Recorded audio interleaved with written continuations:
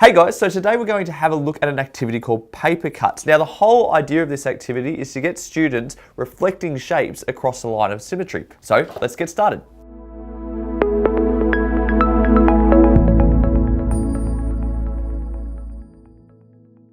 Well, hey guys, now my name's Tom and I'm actually a maths teacher and I'm going to share with you an activity that I've used with my classes before. Now this activity, as I said, is called paper cuts. And what we're going to do is I'm going to make a fold along here.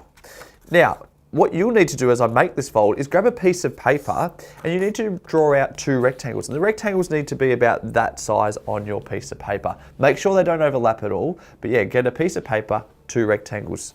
Now, as you can see here, I've made my fold. So it comes just down here along there like this. So my piece of paper originally looked like this. I've now made my fold so it looks like this. Now, hopefully you've drawn out your two rectangles. And what I'm going to do is I'm actually going to make two cuts. Now, I'm going to make a cut here, like that. And I'm going to make another cut, a bit of a rounder one there, like that. So you can see here, my original fold was there, and my first and my second cut was there. And what you need to do is draw on one of your rectangles what you think it's going to look like when I open the fold back up, so when it opens up. Now what you can think about is, it kind of is like, well, we're talking about reflections really, and we've got an axis of symmetry or a line of symmetry. And if you think about it, reflections are all about, when you see yourself in a mirror, for example, that's a reflection. So just because I'm holding up my right hand in the mirror, it was actually probably going to be your left, what looks like your left hand in the mirror. So yeah, let's have a think about that and how that relates to this. So hopefully you've actually drawn in those shapes now on your rectangle, and we'll open it up and we'll have a look. So let's have a go. There you go. So you can see here I've got my triangle there, because of course my line of symmetry was along here. And then I've got my round part there and my semicircle there as well. All right, let's have another go now, shall we? So I'll get another piece of paper, and of course you're going to draw what you think it will look like when I open it up, but you're going to draw in the other rectangle that you've drawn out previously.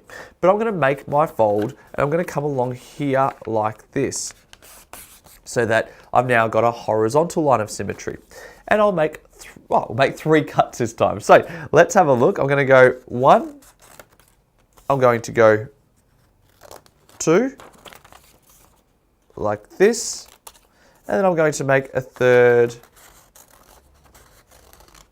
one like this.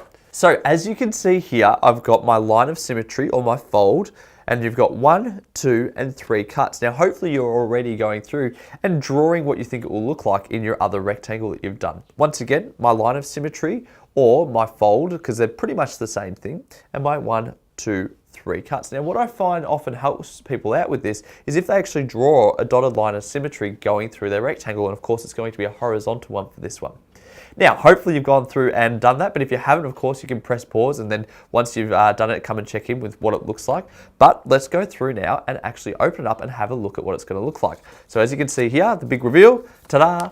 So you can see that I have got my triangle there, I've got my circle there that came from the semicircle that I cut out, and then of course I've got my rectangle here and here in the corners.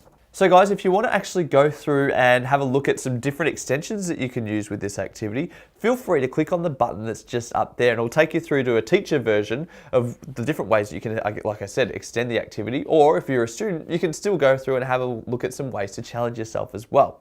Now, of course, if you like this video, make sure you remember to press like down the bottom of the page. Or if you've got any other ways that you could take this further, or you wanted to actually, or some other ideas that you'd like me to talk about, make sure you comment below. And of course, don't forget to press the subscribe button below as well, so that you can get access to all the videos that will be coming out over the near future. Thank you very much for tuning in.